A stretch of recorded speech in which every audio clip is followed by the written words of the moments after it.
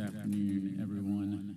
I've got a fair amount to pass along today, so I just want to say thanks in advance for your patience.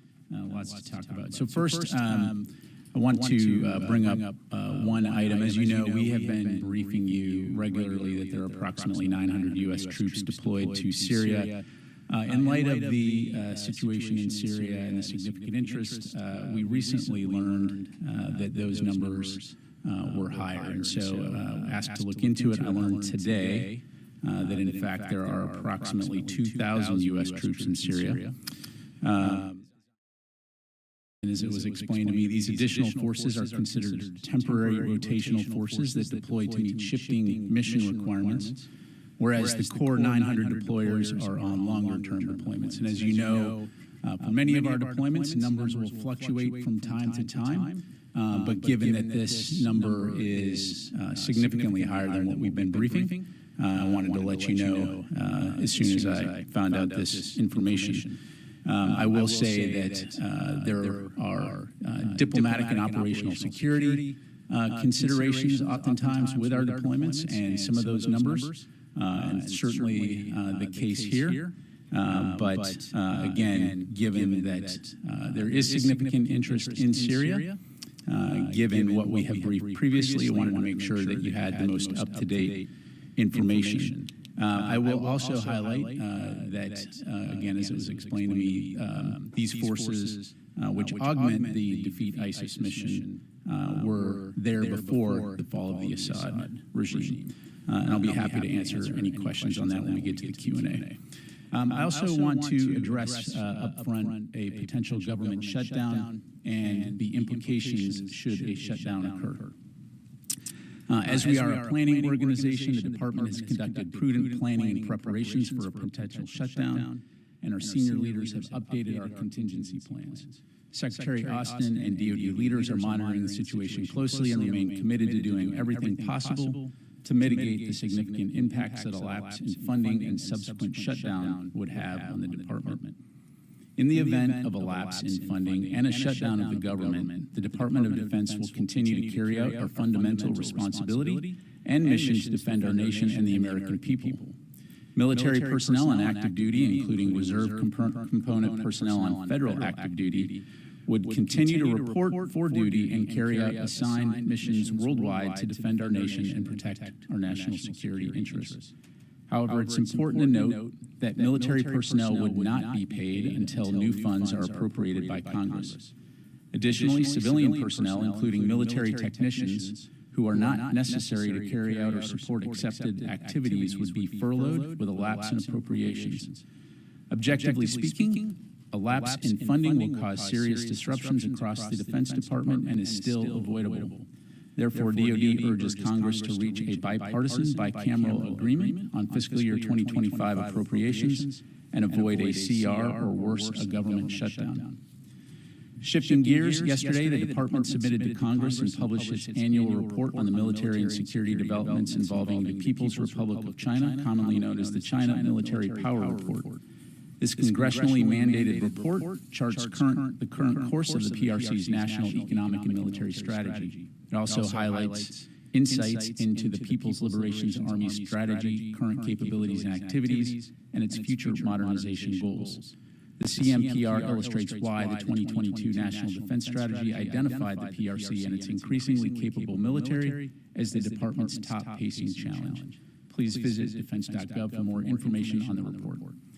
Keeping in the Indo-Pacific region, tomorrow U.S. Indo-PACOM Commander Admiral Paparo will preside over the ceremony where General Paul LaCamera will turn over command of United Nations Command, ROK U.S. Combined Forces Command, and U.S. Forces Korea to General Xavier Brunson, who most recently was the commanding general of First Corps. On behalf of Secretary Austin and the entire Department of Defense, we want to extend our thanks to General LaCamera for his leadership and lifetime of service to our nation, and we salute General Brunson as he takes command. As you've heard us say, our commitment to the U.S.-ROK alliance remains ironclad. Separately, as is tradition, today and tomorrow, Secretary Austin and Deputy Secretary Hicks will reach out to and speak with service members representing each branch of the U.S. Armed Forces to wish them happy holidays and to thank them and their families for their service, sacrifice, and commitment to our nation. Earlier today, Secretary Austin spoke with Marines from Task Force 61-2, 2nd Marine Expeditionary Brigade, deployed to Naval Support Activity Naples, Italy, supporting U.S. 6th Fleet and the U.S. European Command Area of Responsibility. The Secretary also spoke with Guardians from the 53rd Space Operations Squadron Detachment stationed in Landstuhl, Germany, to maintain military satellite communications in the EUCOM AOR. I'd like to note that Secretary Austin's call with these Guardians comes just one day before the U.S. Space Force will celebrate its 5th anniversary. As you know, the U.S. Space Force was established on December 20, 2019, with the recognition that space is a national security imperative. It's an increasingly critical domain, not only for U.S. military operations, but for the safety, security, and prosperity of all Americans and for people around the world. U.S. Space Force Guardians are an integral part of today's joint force serving across the globe, operating and defending the critical space systems that our nation and the world rely upon. So on behalf of the Secretary and the entire DoD, happy birthday to the U.S. Space Force and Semper Supra. And continuing the holiday spirit, Deputy Secretary Hicks will conduct calls tomorrow with airmen from the 480th Expeditionary Fighter Generation Squadron at Prince Sultan Air Base in Saudi Arabia, soldiers from the 2nd Security Force Assistance Brigade at Cap Lemonier, Djibouti, and sailors aboard the USS Gettysburg deployed to the EUCOM AOR. A readout of all of these holiday calls will be made available on the DoD website. And finally, in honor of our cameraman in the back of the room there, it's Christmas time, and that means that the North American Aerospace Defense Command, or NORAD, which is tasked with monitoring and defending the airspace of the U.S. and Canada, takes on a special additional mission this time each year.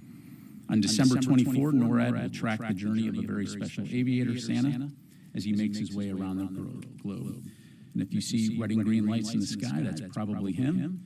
Please note that this is an authorized object in the sky and not an unmanned aerial vehicle, so please check twice. We kindly ask that those observing Santa's sleigh refrain from reporting him to the FAA or FBI. Starting at 0600 Eastern Standard Time, kids, families, and Santa fans worldwide can track his journey by calling 1-877-HI-NORAD or 877-446-6723 to speak with an official Santa tracker. You can also follow Santa's journey online throughout the day at noradsanta.org. We wish everyone a Merry Christmas, joyous holidays, and Happy New Year. And with that, I'm happy to take your question, Lita. Thank you. On Syria, can you explain a little more fully, first of all, why we haven't heard this number before? But secondly, who are these forces? Is this special operations forces? Are any there in an effort or part of an effort to find Austin Tice? And I guess I'm just a little confused. You said this was before the fall, so this isn't in response to unrest and disruptions. Correct. This is in response then to what? Correct. So again, a couple things. So as I highlighted, for deployments, and as you know, having followed these for a while, it's not uncommon as units come in and out, the replacement in place, transfer of authorities, those kinds of things, there will oftentimes be a bump, right? So the total number of forces officially deployed to Syria is 900. So that in and of itself, in terms of the additional numbers, as you know over the years, that can fluctuate. Obviously, given the current situation in Syria, just very recently, I was made aware of the fact that, hey, maybe there's more forces than just a small number, or what would normally be considered, around the 900 range. So we asked to look into it, got those numbers today, significantly higher than 900, which is again why we wanted to let you know. Now, those forces, what they've been doing is all focused on the Defeat ISIS mission, and again, that core 900, approximately 900, Those are going to be your longer-term deployers, right? 9 to 12 months, as I understand it, versus temporary forces, which are going to rotate in on a 30 to 90-day basis, again, as it's been explained to me, that are there to meet any type of emerging mission requirements associated with the Defeat ISIS mission. Predominantly Army forces, and I'm not going to be able to provide a breakdown of conventional versus special operations forces, but all of those forces focused on the Defeat ISIS mission. Again, as I understand it, a certain element of this also goes into diplomatic and operational security concerns as it relates to the region. But again, given the difference in the number that we've been providing, have made the decision, I made the decision to go ahead and give you that number. Just so I'm clear, are you suggesting this 1,100 is RIPTOA? No, I'm not. I'm just saying that traditionally, as we track deployments, right, when we say approximately 900, sometimes that's going to fluctuate up to 1,200, 1,300 as units go in and out. But obviously, these numbers, the additional numbers, again, as I understand it, are considered temporary forces that are there to support the de-ISIS mission, to support the forces that are deployed there longer term, to include, I'm sure a certain element of that would be RIPTOA, but a lot of those forces are going to have already been operating there, coming in and out and doing those kinds of things. How long ago this happened? I don't have a specific date provided, Lita, but my understanding is it's been for a while. So clearly before the fall of the Assad regime. Yeah. What's a while? I don't have a number to provide, but again, double the number of troops that we've been told for quite some time. So are we talking about this has been going on for months, for years? Is it something that just happened this summer? I mean, we need a time frame, I think is fair. Yeah, I think it would probably be fair to say at a minimum months. I'll go back and look, but it's been going on for a while. And what assurances can you give to the Kurdish SDF right now that the U.S. isn't planning to pull out or leave? Well, right now we have no, there are no plans to cease the Defeat ISIS mission. I mean, again, ISIS continues to maintain or to pose a significant threat. So right now, no plans that I'm aware of to stop that mission. 500 SDF have left their posts in terms of guarding the SDF, the ISIS camps. Are U.S. forces going to take their places? Well, our focus is, again, working with the SDF, but Jennifer, I don't have anything for you in terms of relocation of U.S. forces within Syria. Thanks. Sir. Thank you. On Ukraine, how would a potential shutdown affect aid to Ukraine, specifically deliveries of PA packages? In the past, the administration has exempted, if I'm not mistaken, Ukraine operations from the potential shutdown. Are you prepared to do something similar now as well? Let me take that question for you to get an accurate answer for you. I have several more on Ukraine too, on PDA-related things. So, a senior defense official told us earlier this week that the UD likely will not be able to use all the $5.6 billion in PDA for Ukraine by the end of this administration. However, NSC officials tell VOA that the Pentagon will be able to do this. So can you give us more clarity on that? Are you still committed to using all of $5.6 billion by January 20th? What I would say is, we're committed to spending as much of that as we can to get security assistance to Ukraine as quickly as we can, and of course we'll keep you updated on that front. Right. Natasha. Thanks, Pat. Are you all reviewing other deployment numbers to make sure that they're up to date and accurate? For example, has the number of troops that are currently in Iraq changed? I will take that question and come back to you on it. Okay. Yes, ma'am. Thank you. Yesterday, Turkish defense officials emphasized that until PKK-YPG disarms and its foreign fighters leave Syria, Turkey's preparations and measures will continue. Do you have any current assessment of the foreign fighters' numbers with the YPG SDF? I don't have that to provide from here. Thank you. Wafa, and then I'll go to the phone. Thank you, General. Two topics. First, Yemen and then Lebanon. On Yemen, Israeli Prime Minister Benjamin Netanyahu has warned the Houthis today that they will pay a heavy price. Do you have an assessment on maybe the Houthis could be the next Israeli target after Hezbollah in Lebanon and Hamas in Gaza? What I would say, Wafa, is first of all, I won't speak for Israel in terms of its operations. They certainly have a right to defend themselves. And as you know, the Houthis have launched missiles and drones toward Israel. And so the Houthis should not be surprised if Israel exercises its inherent right of self-defense. But as for any potential future operations, I'd refer you to Israel. Would you support a large-scale operation by Israel, like in Lebanon? Yeah, I'm just not going to get into hypotheticals or speculate. Israel is conducting almost daily controlled demolition of civilian infrastructure, houses in villages, Lebanese villages on the borders. The Lebanese government considers this as clear violation of the ceasefire agreement. How do you assess this action by Israel? Do you have concerns that these actions might put the agreement at risk? What I would say, Wafa, is right now, it's our assessment that the ceasefire does continue to hold. Obviously, it's we believe in everyone's interest to ensure that that ceasefire continues, and we'll continue to consult closely with partners in the region, to include Israel and Lebanon, toward that end. Let me go to the phone here real quick. Jared, I'll monitor.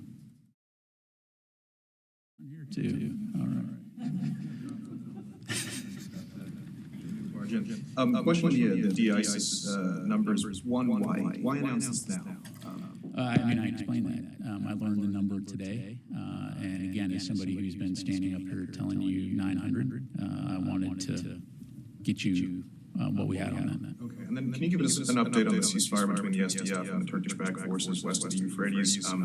Does DoD have any role in enforcing or upholding that? To my knowledge, we do not, Jared. As you know, State Department has been consulting, of course, with our Turkish partners, allies. My understanding, again, and State Department can go into much more details, is that that ceasefire is continuing to hold. It was extended, it continues to hold. Again, our forces in Syria are focused on the defeat ISIS mission. Obviously, we don't want to see fighting between SDF and Turkish-backed forces in Syria. Security and stability are incredibly important, particularly at this fragile time right now in Syria. And so, again, we would encourage all parties to preserve that peace and stability in support of the people of Syria. Okay, let me just go to the phone here again real quick. Make sure these people are not in the room. Jeff Shogel. Thank you. Regarding Syria, can you say why CENTCOM felt it needed an extra 1,000 troops, albeit on a temporary basis? And you also mentioned that if Congress doesn't pass a spending bill, U.S. troops and civilians will not get paid over the holidays. And this is not a great time to go without a paycheck, although there's never a good time. Do U.S. troops and civilians, do they have any recourse to protest that, or can they bill Congress directly for all their expenses until Congress passes a spending bill? Yeah, thanks, Jeff. On your first question, again, I'd refer you to CENTCOM for specifics, but, again, as just broadly speaking, as I understand it, as we have forces in Syria conducting the defeat ISIS mission, there may be capabilities, augmentation that are required. And again, I don't have that in front of me. Just getting this information today. But again, as I understand it, not primarily, all focused on the defeat ISIS mission. As for your second question, will U.S. troops get paid over the holidays if there's a government shutdown? What I would tell you is that much of that depends on the duration of a potential shutdown. As I said at the top, Military personnel on active duty, including reserve component personnel on federal active duty, would continue to report for duty and carry out their assigned duties. Without an appropriation or a continuing resolution, our troops will miss their end-of-month paycheck during the holiday season. Military reservists drilling after December 20 will not receive pay for those drills, and federal civilians that are required to work during a shutdown will not be paid. Civilian employees whose work is paid for from lapsed appropriations will be furloughed for the duration of the lapse, which appears to coincide with the Christmas and New Year's holidays. Okay, let me come back there, Mike. Back to Syria, Israeli Prime Minister Benjamin Netanyahu said his forces are going to retain their positions along the Golan Heights that they took after the fall of the Assad government. The UN Secretary General is criticizing it. Some of the governments in Europe are criticizing. Does the U.S. have a position one way or the other on whether or not Israel should maintain these positions within the buffer zone? What I would tell you, Mike, is that our policy with respect to the Golan Heights hasn't changed. And I don't have any comment on the announcement of people moving from inside Israel to the Golan Heights. What we've heard Israel say is that the deployment of its forces into that buffer zone is temporary, and we believe that the deployment ought to be temporary and that the 1974 disengagement agreement ought to be upheld. Thank you. Eunice. Thank you, General. The U.S. says that Syria shouldn't be fragmented, the new Syria, the new government, the new country, basically after the fall of the Assad regime. And you have a militia group there, the SDF, that you say you're working with to counter ISIS. So to have a unified Syria, do you have any plans at all to commit to disarming the SDF and disbanding them? The new HTSD, the Jolani, also says that no armed groups will be allowed and all of them have to be dismantled. Do you have any plans at all? Because that would be a massive obstacle in the way of a unified Syria. I think it's a great question. I would refer you to the State Department to talk about the longer-term, U.S. diplomatic relations with the new government in Syria. Obviously, a lot of effort and work going into what that could look like. As it relates to the SDF, and the Department of Defense right now, our focus continues to be on the Defeat ISIS mission. So preventing a resurgence of ISIS, certainly with the understanding that all of this is in the context of the situation which you lay out. But in terms of a particular mission focus or change, I don't have anything to announce right now. Thank you very much, Tony. How much PDA authority is left to spend? Is it about $4.5 billion or so? What I'm tracking right now is total PDA is $5.6 billion. Remaining USAI is $1.13 billion. Okay, so on the 5.6, is it likely, highly unlikely that you're going to be able to issue $5.6 billion of PDAs by January 20th? Again, as I highlighted earlier, we are going to continue to surge as much capability as we can. I'm not going to get ahead of that process. I think you can anticipate that we will have some additional PDA announcements. I'm not going to get into the timing of that, but certainly recognizing the fact that there is an urgent need right now in Ukraine, and we're going to remain committed to expending as much of that as we can. Ask you too, and you don't know this answer, but I'd like to get a written answer in terms of what will happen to the remaining dollars that are not put on PDA. This is you're going to get a lot of criticism if you've got like $5 billion of authority that you didn't use by the end of the administration. And could you get a written answer in terms of what will happen to those dollars if, in fact, you don't obligate them? I will take your question, but again, recognizing the difference between authority and obligated funds. But yeah, I'll take your question for it. On the drone question, I shudder to bring this up, but you mentioned on Tuesday that counter-drone systems will be deployed to New Jersey this week or next week. Have those systems been deployed, and what's the rule of engagement on those? And are those kinetic or fuzzbuster type of equipment? So the majority of that capability has deployed. The rest should be arriving very shortly, if not imminently. And as I highlighted earlier in the week, that will be a combination of active and passive detection capabilities, as well as some capability, counter-UAS capabilities, which would include non-kinetic types of systems like drone busters, right, which essentially disrupt signals and affects the ability of these systems to fly. Thanks very much. Kelly.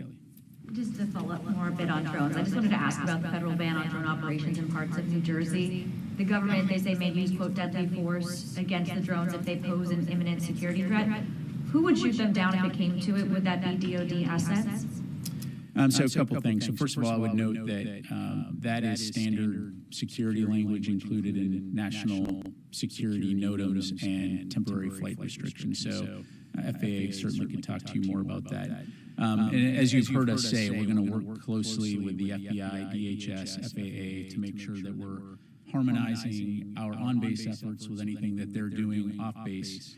And you know, the bottom line is that our forces, our commanders, if they observe UAS activity that they believe represents a threat, they have the authority to conduct mitigation operations based on the capability at their location. And as I highlighted, you know, one of those capabilities could be the non-kinetic, interruption of signals, for example. Talking about a potential government shutdown, how could that impact the efforts to detect and track drones and the efforts that you're doing right now? Well, I mean, if it's, we're going to continue to do the operations, as I highlighted. Military personnel are going to continue to do operations necessary to protect and defend the nation. So in so much as we need to protect our facilities or mitigate potential threats, we will be on point in doing that. So, okay, Jennifer. Pat, it's clear that you were surprised by the number of U.S. troops that were in Syria, but was Secretary Austin also surprised? I'm confident that the Secretary is tracking U.S. forces deployed around the world. Again, as I highlighted, there oftentimes are going to be diplomatic or operational security considerations as it relates to the deployment of forces. Just on that, did the Secretary direct people not to make that public? No. Constantine. I'm sorry, just one other, just to clarify on this. Is 2,000 now seen as the amount needed, or is the department looking at any increases since things have been obviously changing over the last several weeks? Yeah, so I'm not tracking any adjustments. Again, those additional forces there are again categorized as temporary transitional forces versus the 900, what I would call core official deployed forces. But as of right now, I'm not tracking any adjustment in that regard. Obviously, we'll see how things play out in Syria. We'll see how the Defeat ISIS mission works out. But yeah. Just to follow up, was the president aware that there were 2,000 U.S. troops in Syria? I won't speak for the White House. Thanks, Pat. On the shutdown, is there, obviously we don't know how long it's going to go, and as you say, there's a paycheck that is due to troops in a week and a half. So I guess my question to you is, how long can the shutdown go for before those paychecks are impacted? So really, it's, again, I don't have an exact date for you, Constantine, but the bottom line is, the end of the month. Today was payday, so, troops just got paid. So that next pay period at the end of the month, that would be, depending on how long this goes, that would be where individuals are not getting paid. But I guess my question is, how quickly can DFAS be told, okay, there's funds, and turn around the paychecks? Yeah, I'm going to shoot from the hip here. We're all monitoring this very closely, and as I highlighted, contingency plans in place. We're going to do everything we can to make sure our personnel are getting paid and taken care of as quickly as we can. So again, in a optimistic world, this shutdown could be avoided, but if it's not, we'll work to make sure that our personnel have what they need to mitigate the effects. So. One follow-up on Syria. Was there any effort by any element of the Pentagon or the Defense Department to obfuscate the true number of troops there? I mean, including CENTCOM, because You've stood up there, you've said 900. 900 has been the number for months and months, if not years. Surely someone could have come out and corrected that if it was known by someone in the Defense Department that that wasn't accurate. So what was the miscommunication? Yeah, Natasha, look, again, learned the number today, provided the number today. As I mentioned in looking into this, part of the explanation is the sensitivity from a diplomatic and operations security standpoint. But again, given the difference in what we've been briefing and what the actual number is, just felt that it was important to get you that information. Diplomatic sensitivity aspect of that? No, I'm not, because I'm not going to get into diplomatic discussions, but, there's just diplomatic considerations. So, Janie. Thank you, General. I have questions on South Korea and Russia. The U.S. Congress passed the National Defense Authorization Act to station 28,500 U.S. troops in South Korea. Do you think this will change under the incoming administration? I appreciate the question. I'm just not going to speculate about what the incoming administration may or may not do. South Korean National Intelligence Service says at least 100 North Korean soldiers killed in fighting in Ukraine. Do you have anything on that? What is the U.S. estimate? Yeah, so, we continue to observe and assess. I would say at this stage, it's our assessment that several hundred DPRK forces have been, or several hundred casualties, right, which would range from killed in action to wounded. I'm not going to have a breakdown for you in terms of KIA versus wounded, but several hundred have, and as they engage in combat with the Russians, we certainly would anticipate that those numbers will go up. Russian Kremlin announced that Russia would lift missile restrictions against the United States.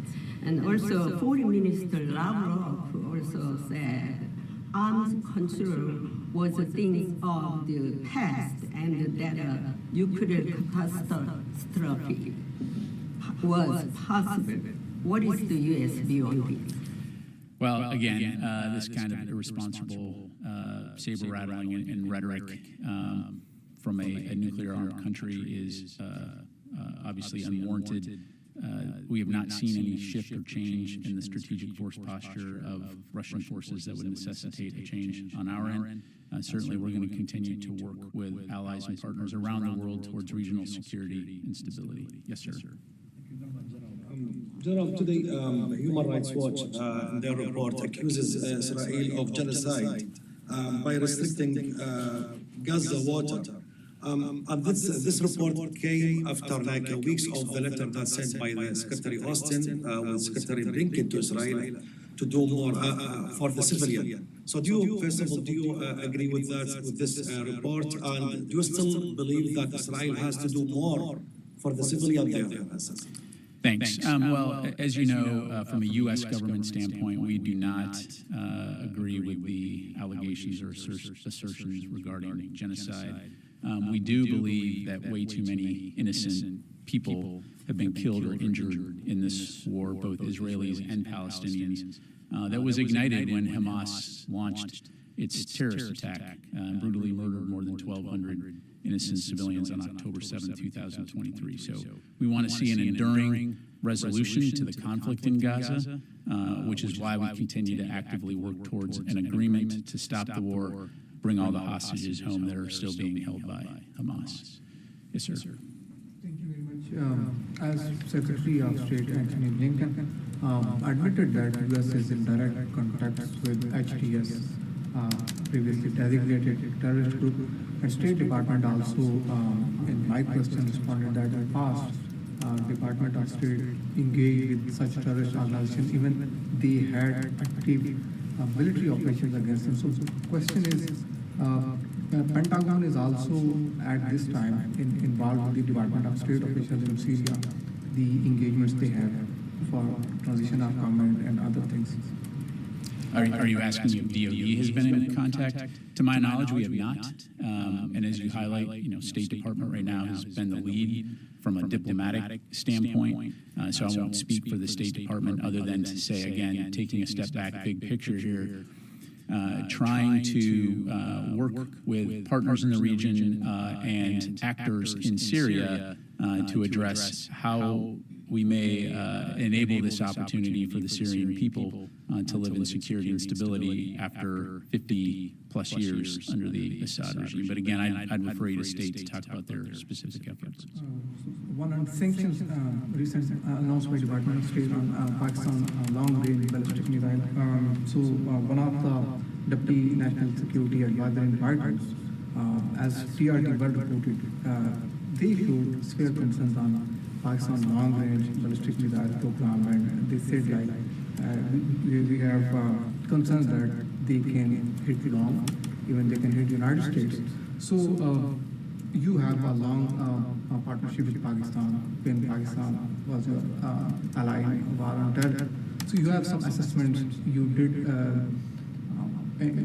provide some input to Department of State or the White House officials. You have some observations.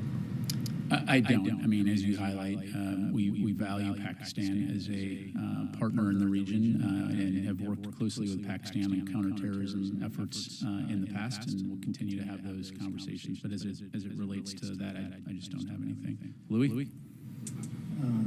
Thank you for today's briefing and for this update. Command commanders have the ability to rotate forces in and out at their discretion. Is this a scenario where that took place, as long as these troops are in theater, that's why we saw this doubling of forces inside Syria? I don't understand. If you're going to send troops from the United States or from outside of the CENTCOM AOR, that's going to have to go through the Joint Staff. That's going to have to be a request for forces. It's also going to have to be approved. It's going to require Secretary's orders. In this case, was this a rotation of forces from within the AOR, which is the CENTCOM commanders? So I don't have that level of granularity, so I'll just talk anecdotally. It entirely could be, right? I mean, you could have forces that have a specialized capability that are already based in the AOR, and I'll just make this up. You're at Al Udeid Air Base and you have a specialized capability and you're needed to go to somewhere else in the theater to support an operation. That's entirely possible. Or it could come from stateside. It just depends on what the requirement is and what the capability is in terms of on the ground. My next question. You said you learned about it today. Was this because a question had been posed internally and CENTCOM responded today, or was this because CENTCOM informed you today proactively? It's because I got word of it recently as our team was looking at this again, given the significant situation in Syria. And I asked for more information on this, recognizing that if the numbers are not what we briefed, let's find out what the actual numbers are and go from there, and I got the numbers today. Has Secretary Austin, does he plan to, or has he spoken to General Kurilla about this? But Secretary Austin and General Kurilla speak about the CENTCOM AOR all the time. Specifically about this? No.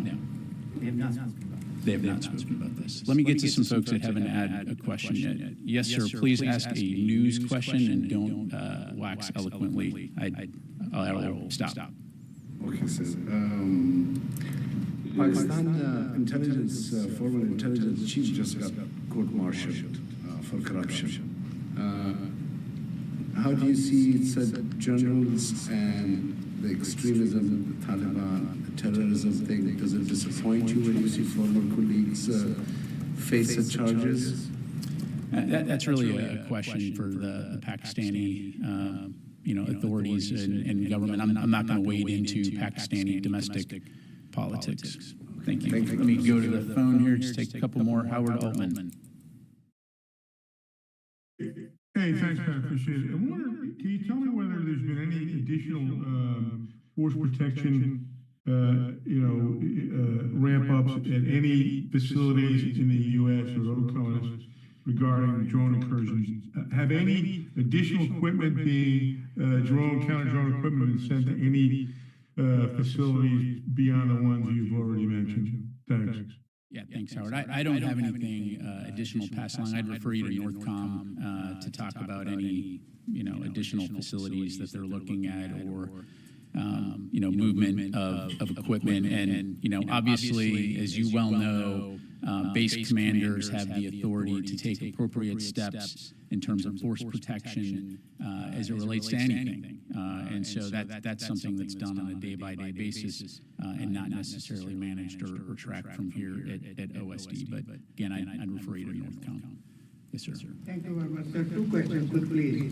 One, if you are aware of U.S.-India space delegation here in Washington and space, any relations between this building and space relations? I'm not tracking that. And the second one is that who is helping, and if this building is aware of sanctions against Iran on their nuclear program, and also, of course, sanctions against Pakistan on their missile, long-range missile program.